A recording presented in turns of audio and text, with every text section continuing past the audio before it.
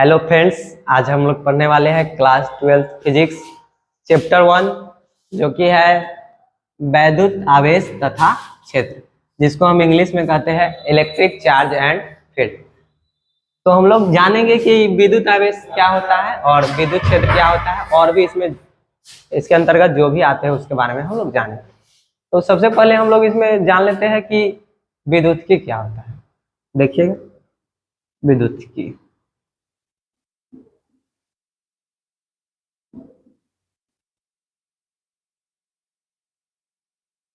में विद्युत की, तो देखिए विद्युत की जो है भौतिक विज्ञान यानी कि जो फिजिक्स है का एक ब्रांच है, यानी कि शाखा है, जिसके अंतर्गत हम लोग आवेशों का अध्ययन करते हैं, यानी कि आवेश के बारे में पढ़ाई करते हैं। तो विद्युत की क्या हो जाएगा? भौतिक विज्ञान की वह शाखा जिसके अंतर्गत हम आवेशों का अध्ययन करते हैं, उसे विद्युत की कहते हैं।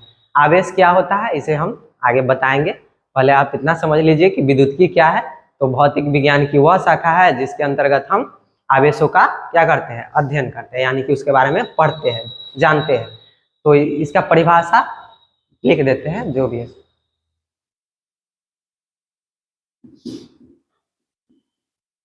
भौतिक विज्ञान की वह शाखा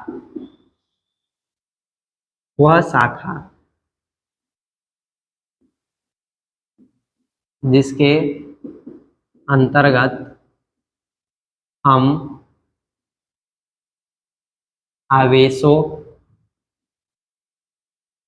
का अध्ययन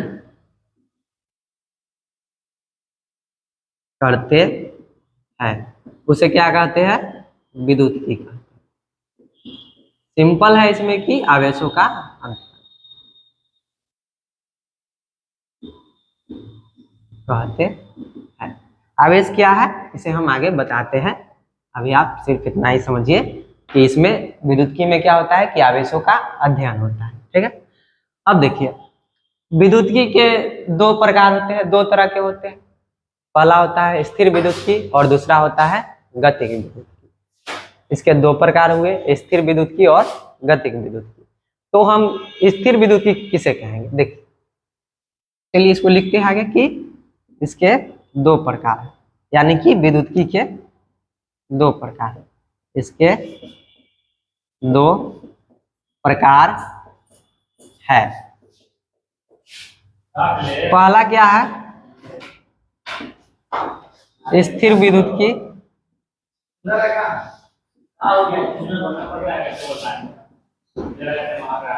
देखिए स्थिर विद्युत की को समझिएगा, ये क्या होता है? स्थिर यानी कि रुका हुआ, विराम, गतिहीन, यानी कि जो जो आवेश गति में ना हो, गतिहीन अवस्था में, यानी कि जो आवेश क्या हो? विराम अवस्था में हो, उसका अध्ययन हम लोग किस में करते हैं? स्थिर विद्युत में करते हैं। यानी कि इसको हम क्या कहेंगे कि विद्युत की वह शाखा, बहुत विद्युत की वह शाखा जिसके अंतर्गत हम आवेशों की गतिहीन अवस्था का अध्ययन करते हैं, यानी कि आवेश जो विराम में होते हैं उसका इसमें स्थिर विद्युत में अध्ययन करते हैं, पढ़ते हैं, उसके बारे में जानते हैं। तो चलिए इसका परिभाषा लिख देते हैं। इसमें आवेशों के गतिहीन कहने का मतलब गति में ना हो जो आवेश, यानी विराम लिख देते हैं, गतिहीन अवस्था का अध्ययन करते हैं। इसमें क्या करते हैं कि आवेशों के गतिहीन अवस्था का अध्ययन करते हैं। आप हमारे साथ नोट कर रहे हैं तो बहुत ही अच्छा, अगर नहीं नोट किए हैं तो आप इसे स्क्रीनशॉट ले लीजिए। चलिए अब दूसरा प्रकार देखते हैं। दूसरा प्रकार क्या है? वो है गतिज विद्युत की। इसको समझिएगा।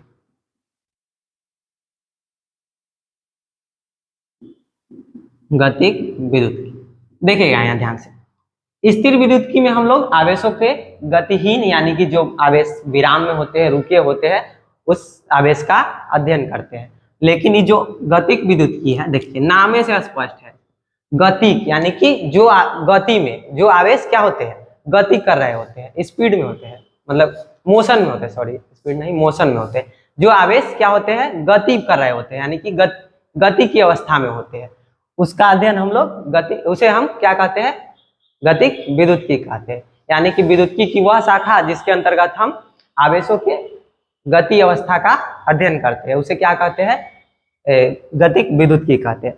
तो इसका परिभाषा लिख देते हैं, लिखेंगे इसके अंतर्गत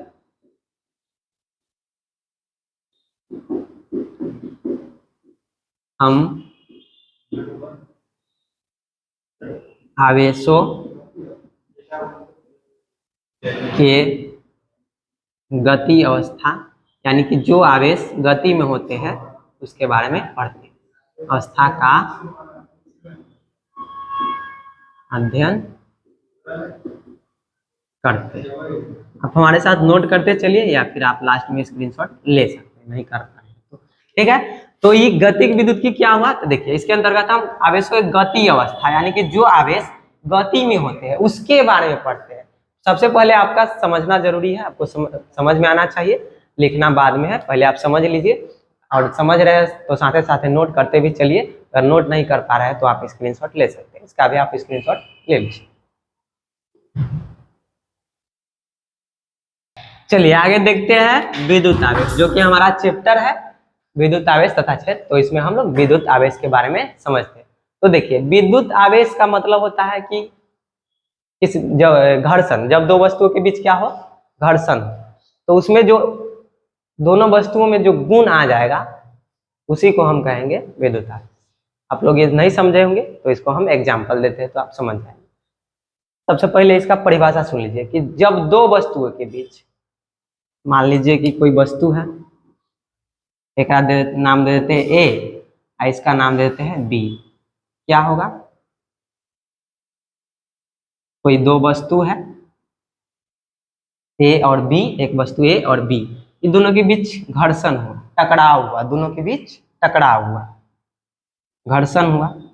तो इसमें क्या होगा कि इलेक्ट्रॉनों का स्थानांतरण होगा, या तो इससे इलेक्ट्रॉन इसमें जाएंगे। इलेक्ट्रॉन स्थानांतरण किसका होता है, इलेक्ट्रॉन का ना होता है, प्रोटॉन का थोड़ी ना होता है। तो हो सकता है तो इसमें से कुछ इलेक्ट्रॉन इस पर चले जाए या फिर इसमें से कुछ इलेक्ट्रॉन इस पर चले। तो मान लेते हैं कि हम ए से, ए वस्तु से इलेक्ट्रॉन कुछ जो है, कुछ इलेक्ट्रॉन इस पर चले, इलेक्ट्रॉन चले, तो क्या हुआ कि इसमें इलेक्ट्रॉन की कमी हुई और ए पर इलेक्ट्रॉन की अधिकता। और आप पढ़े होंगे परमाणु के बारे में, तो किसी भी कोई भी वस्तु, कोई भी परमाणु में इलेक्ट्रॉन जितना होता है उतने प्रोटॉन होता है। अगर यहाँ पर देखिए तो इसमें जितना इलेक्ट्रॉन होगा उतने प्रोटॉन होगा, लेकिन हम क्या कर रहे हैं कि कुछ घर्षण हुआ, टकराव होता है तो इलेक्ट्रॉन का स्थानांतरण होता है, तो इलेक्ट्रॉन चलेगा, यानी कि इसमें इलेक्ट्रॉन कम गया, कम गया तो कम गया तो क्या होगा, अगर और ए पर बढ़ गया तो क्या होगा, यानी कि इलेक्ट्रॉन में कम गया तो प्रोटॉन ज्यादा, में इलेक्ट्रॉन बढ़ गया तो इलेक्ट्रॉन ज्यादा। हम लोग जानते हैं कि परमाणु विद्युत उदासीन होता है, काहे कि इलेक्ट्रॉन की संख्या और प्रोटॉन की संख्या दोनों बराबर होता है, लेकिन यहाँ पर हम क्या कह रहे हैं कि घर्षण हो रहा है, तो इसमें थोड़ा इलेक्ट्रॉन का स्थानांतरण होगा। तो जब जिससे इलेक्ट्रॉन गए, जिस पर गया उस पर इलेक्ट्रॉन बढ़ जाएगा, इस पर इलेक्ट्रॉन की कमी हो जाएगी, इलेक्ट्रॉन की कमी। तो इलेक्ट्रॉन, न्यूट्रॉन पर तो कोई चार्ज नहीं होता है, तो इलेक्ट्रॉन कम गया तो बढ़ेगा कौन, प्रोटॉन, में इलेक्ट्रॉन बढ़ गया तो घटेगा कौन, प्रोटॉन। यानी कि तो इसमें क्या हुआ कि गुण उत्पन्न हुआ, एक विशेष तरह का गुण हुआ, उत्पन्न हुआ, उसी गुण को हम आवेश कहते हैं, विद्युत आवेश। कैसा गुण उत्पन्न हुआ, तो देखिए कि इलेक्ट्रॉन की कमी, तो इलेक्ट्रॉन की कमी तो कौन ज्यादा हुआ, प्रोटॉन, तो प्रोटॉन के चार्ज कौन सा, धन आवेश, धन, तो इस पर धन आवेश का गुण उत्पन्न हुआ, ठीक है, धन आवेश, ऋण आवेश, इसको आगे हम और डिटेल से बताएंगे। और इस पर देखिए इलेक्ट्रॉन बढ़ गया, प्रोटॉन कम गया था, जेकर ज्यादा संख्या ओकरे ज्यादा चार्ज, तो यहाँ पर इलेक्ट्रॉन प्रोटॉन के ज्यादा संख्या तो प्रोटॉन के चार्ज, प्रोटॉन पर प्लस चार्ज होता है, और इनमें इलेक्ट्रॉन बढ़ गया तो इलेक्ट्रॉन के ज्यादा संख्या तो इलेक्ट्रॉन पर चार्ज क्या होता है, ऋण आवेश। अब ध्यान से अब सुनिए एक बात, तो देखिए जब दो वस्तुओं के बीच घर्षण होता है तो उनमें क्या होता है, एक विशेष प्रकार का गुण उत्पन्न हो जाता है, उसी गुण को हम आवेश कहते हैं या फिर विद्युत आवेश कहते हैं, इलेक्ट्रिक चार्ज कहते हैं। कैसा गुण, तो वही धन आवेश या फिर ऋण आवेश। समझ गए होंगे, तो इसे हम जो परिभाषा है इसका वो लिख देते हैं। जब दो वस्तुओं के बीच घर्षण यानी वही टकराव होता है तो उनमें यानी दोनों वस्तु में उनमें एक विशेष कहने का मतलब खास तरह का गुण उत्पन्न हो जाता है, जिसे क्या कहते हैं, जिसे उस गुण को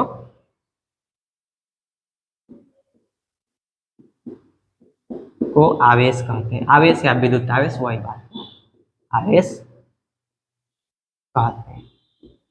आप ये समझ गए होंगे, तो ठीक है, इसका स्क्रीनशॉट ले लीजिए। हम आगे आवेशों के प्रकार देखते हैं। चलिए अब आगे देखते हैं आवेशों के प्रकार, यानी कि आवेश कई प्रकार के होता है।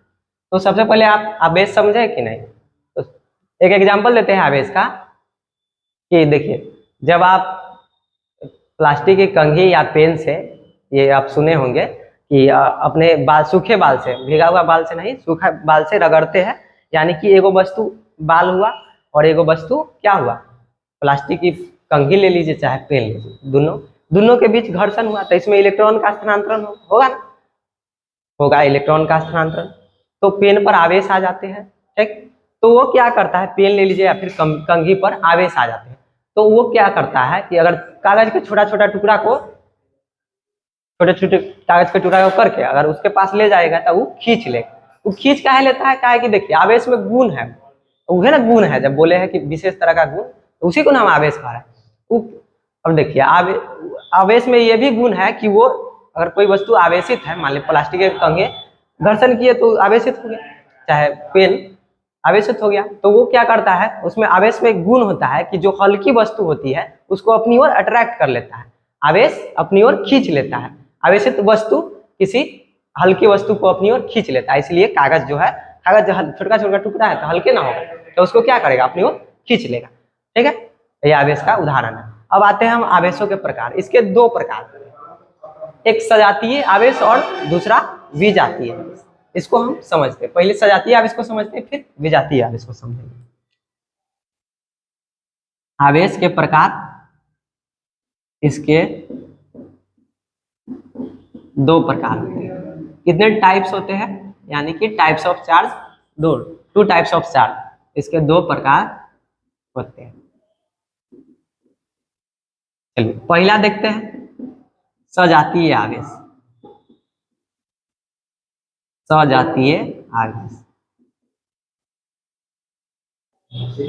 देखिए सजातीय कहने का मतलब क्या हुआ, समान जाति के। समान जाति कहने का मतलब यहाँ पर जाति वाला बात नहीं हो रहा है, समान जाति कहने का मतलब कि आवेश, समान आवेश। तो समान आवेश कैसे, तो प्लस हो चाहे दोनों माइनस हो, तो जब दो समान आवेश होंगे, या फिर दोनों प्लस हो या फिर दोनों धन हो चाहे दोनों ऋण हो, तो उसमें क्या होगा, प्रतिकर्षण होगा, यानी कि दूर दूर भागेगा, दूर दूर भागेगा। जैसे देखिए पहले इसका लिख लेते हैं कि इसमें क्या होता है, इसमें प्रतिकर्षण, प्रतिकर्षण का मतलब होता है कि दूर ढकेलेगा, पास नहीं। आकर्षण का मतलब कि खींचेगा अपनी ओर, प्रतिकर्षण मतलब कि दूर ढकेलेगा आवेश दोनों। प्रतिकर्षण होता है इसमें प्रतिकर्षण होता है। इसमें कौन से आवेश हो सकते हैं? समान जाति में, तो समान जाति करने का मतलब कि सेम चार्ज, दोनों या तो प्लस हो या फिर दोनों माइनस हो। इसको एक एग्जांपल देते हैं, आप एग्जांपल से समझिए। एग्जांपल देते हैं, जैसे मान लीजिए कि कोई सॉरी कोई कांच का छड़ है, कांच का छड़, कांच का छड़ है, उसको हम क्या करते हैं, बिल्ली की खाल, जो बिलाई होता है उसके खाल यानी कि ऊपर चमड़ी से रगड़ते हैं, बिल्ली को पकड़ के अगर उसके चमड़ी पर रगड़ लेते हैं, ठीक। क्या करते हैं कि एक कांच का छड़ लेते हैं, वो कांच का छड़ लिए, ठीक, ये क्या है, तो कांच कांच की छड़, ठीक, इसको रगड़ेंगे किससे, बिल्ली की खाल से। अब बिल्ली नहीं बना सकते हैं, समझ जाइए, बिल्ली की खाल यानी कि ऊपर चमड़ी, ओकरा पकड़ के आप कांच के छड़ से रगड़िए, तो क्या होगा कि बिल्ली के खाल से ना, दोनों पहले तो उदासीन था, तो रगड़े तो क्या होगा, आवेश उत्पन्न होगा। तब बिल्ली के खाल से है ना, यहाँ से माइनस, सॉरी माइनस नहीं, इलेक्ट्रॉन क्या होगा, सॉरी इलेक्ट्रॉन बिल्ली की खाल से नहीं, कांच की छड़ से जो होगा, कांच के छड़ से हो जाएगा, कुछ इलेक्ट्रॉन 10 12 2 4 जो भी हो, वो बिल्ली की खाल पर इलेक्ट्रॉन चले आएंगे। देखिए अभी बताया है कि जब इलेक्ट्रॉन ए से ए पर आया, तो ए पर बिल्ली की खाल ऋण आवेशित हो गई, और जो कांच का छड़ वो धन आवेशित हो गया, प्लस चार्ज हुआ, प्लस चार्ज। और इसको क्या करते हैं कि धागे की मदद से इसको लटका देते हैं, किसी वस्तु से बांधकर, धागे की मदद से बांधकर इसको लटका देते हैं, ठीक। अब देखिए यही एक और कांच का छड़ लिए, फिर उसी तरह से किए, तो उसी तरह से करेंगे तो उस पर भी क्या होगा, प्लस से चार्ज आ जाएगा। तो एक और कांचे का छड़ लिए और उसको भी सेम काम किए, और इसके पास लाए, पासे मतलब उसको भी टांग के क्या किए, इसके चलिए यहाँ पर बना देते हैं, धागा समझ लीजिएगा, इधर लिख देते हैं धागा, इसको भी मतलब सेम कांच की छड़, और कांच की छड़ लिए, फिर बिल्ली को पकड़े, फिर उसको रगड़ दिए, थोड़ा देर बाद मतलब बिल्ली को पकड़ के उसको रगड़ दिए, बिल्ली की खाल से रगड़ दिए, ठीक। इसको भी ये है कांच की छड़, तो इस पर कौन सा आ जाएगा charge, plus plus plus plus plus plus. तो देखिए जब दोनों के पास लाएंगे ना, तो प्रतिकर्षित करेगा, दोनों के बीच क्या होगा, प्रतिकर्षण होगा। प्रतिकर्षण कहने का मतलब कि दूर ढकेलेगा, पास ले जाइएगा तो वो दोनों के कांच के छड़ हटेंगे। जैसे आप चुंबक में देखते हैं, तो चुंबक में क्या होता है कि दो पोल होते हैं, नॉर्थ पोल और साउथ पोल, उसी तरह आवेश में भी होते हैं, आवेश में दो चार्ज होते हैं, प्लस चार्ज और माइनस चार्ज। तो चुंबक में आप देखे होंगे कि कभी कभी आपको अगर नहीं उसका कारण पता है तो अभी हम बता देते हैं, तो कभी कभी चिपक जाता है चुंबक, कभी कभी भागने लगता है। तो भागता कहा है कि अगर सेम पोल है, मतलब दो चुंबक है, अगर साउथ है तो दोनों भागेगा, और नॉर्थ है तभियो भागेगा, लेकिन एगो साउथ है एगो नॉर्थ है तो अपना आके चपका लेगा, चाहे नॉर्थ रहे साउथ रहे, मतलब सेम रहेगा तो दूर दूर भागता है। देखते हैं आप चुंबक देखे ही होंगे, ऐसा आप प्रैक्टिकली भी करके देखें, तो दूर भागता है, यानी कि सेम है, दोनों एक जैसन है तो ना रह पाएगा, ठीक है। अलग अलग है, मतलब नॉर्थ पोल है और साउथ पोल है, तो क्या करेगा, दोनों मतलब चपक जाएगा आगे, ठीक है। तो इसमें भी उसी तरह से होता है कि अगर दोनों चार्ज सेम है तो प्रतिकर्षित करेगा, दूर दूर ढकेलेगा, हटो, मतलब इसको बिगलाएगा, दोनों कहेगा पास में नहीं आ पाएगा, या फिर प्लस वाला हो सकता है या फिर माइनस वाला हो सकता है। प्रतिकर्षण कहने का मतलब समझ गया कि दूर दूर ढकेलना, ठीक। तो ये है सजातीय आवेश, और इसका उदाहरण आप इसे स्क्रीनशॉट ले सकते हैं।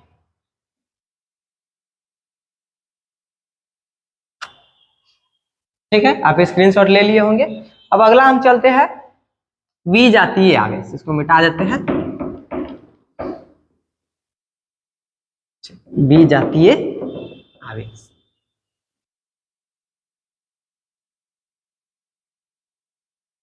विजातीय आवेश। दूसरा का प्रकार है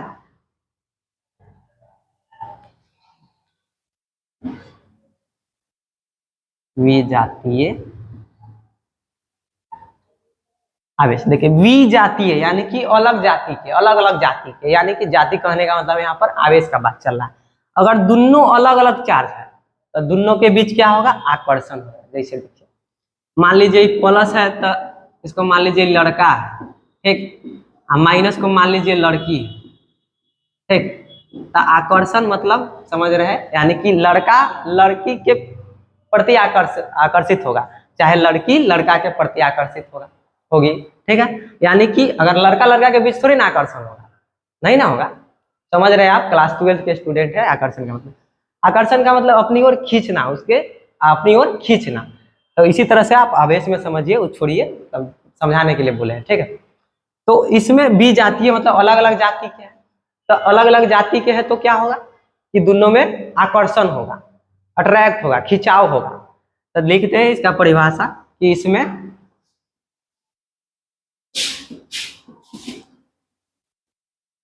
आकर्षण होता है।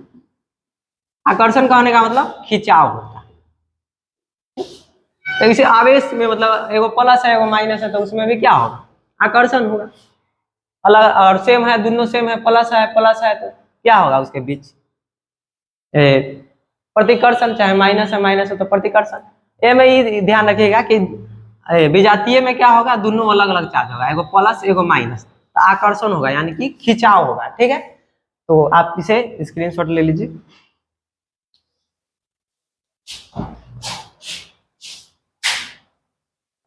चलिए, तो अभी आप प्रतिकर्षण यानी कि सजातीय और विजातीय आवेश देखें। तो देखिए ये क्या होगा, ये हमेशा के लिए नहीं होगा, कुछ समय के लिए ही होगा। जैसे प्रतिकर्षण होगा तो कुछ समय के लिए होगा, फिर नहीं होगा। जैसे देखिए आप क्या बोलते हैं, प्लास्टिक की कंघी लीजिए और बाल से अपना रगड़िए, और जस्ट अगर करते हैं आप तो क्या होता है, कागज सड़ जाएगा। लेकिन थोड़ा देर बाद करते हैं तो वो नहीं सटेगा। इससे क्या पता चलता है कि आवेश मतलब कुछ ही समय के लिए उस पर आवेश उत्पन्न होते हैं, फिर जिस तरह से उदासीन होते हैं उसी तरह से फिर वो पुनः अपने जो अवस्था होती है उसी में आ जाते हैं। तो इससे क्या है, एक वैज्ञानिक का नाम है बेंजामिन फ्रैंकलिन।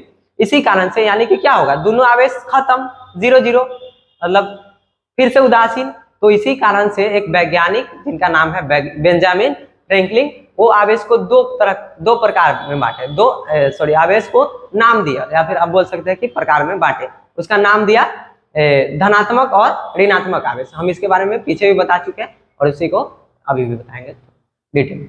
आवेश को नामकरण कौन किया, मतलब धनात्मक और ऋणात्मक नाम किसने दिया, तो बेंजामिन फ्रैंकलिन ने। चलिए इसको लिखते हैं। धनात्मक या धन आवेश, धनात्मक तथा ऋणात्मक आवेश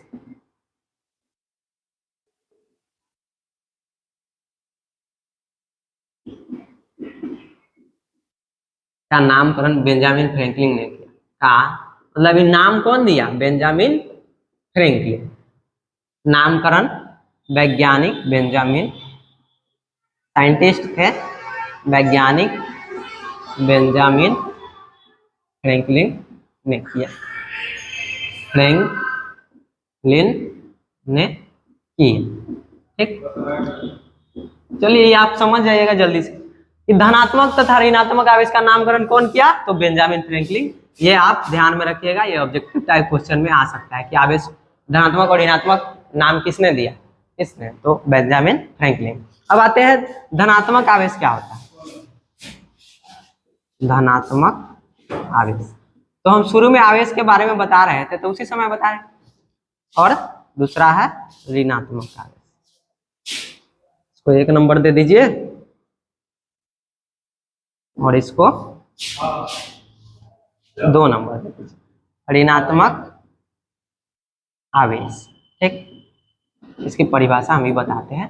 तो देखिए हम क्या कह रहे थे कि जब विद्युत आवेश में दो वस्तुओं के बीच घर्षण होगा, वही ले लेते, ए ले लेते हैं और एक बी ले लेते हैं। एक वस्तु बी ले लेते हैं, आप समझ रहे होंगे, और इसके बीच क्या होगा, घर्षण हो, घर्षण यानी कि दोनों टकराया, ठीक है।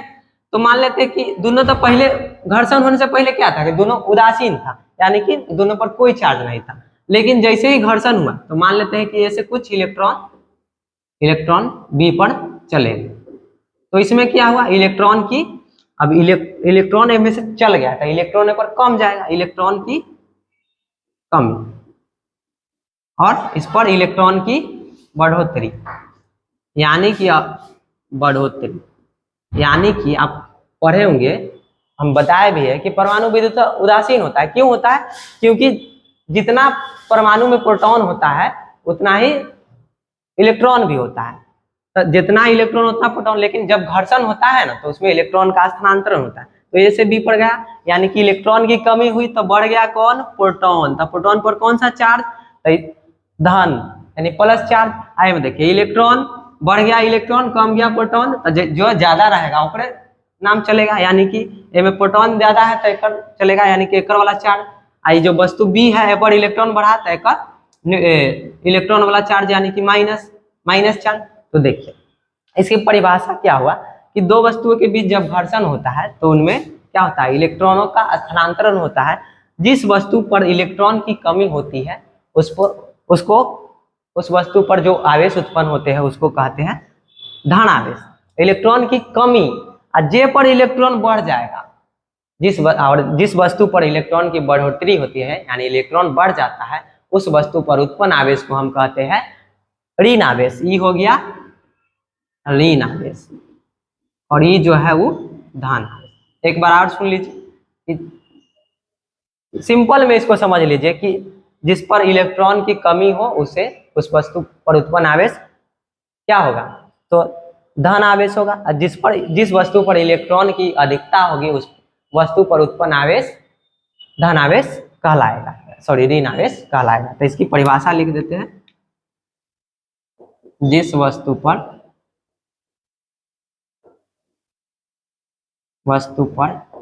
इलेक्ट्रॉन की कमी होती है उस पर उत्पन्न आवेश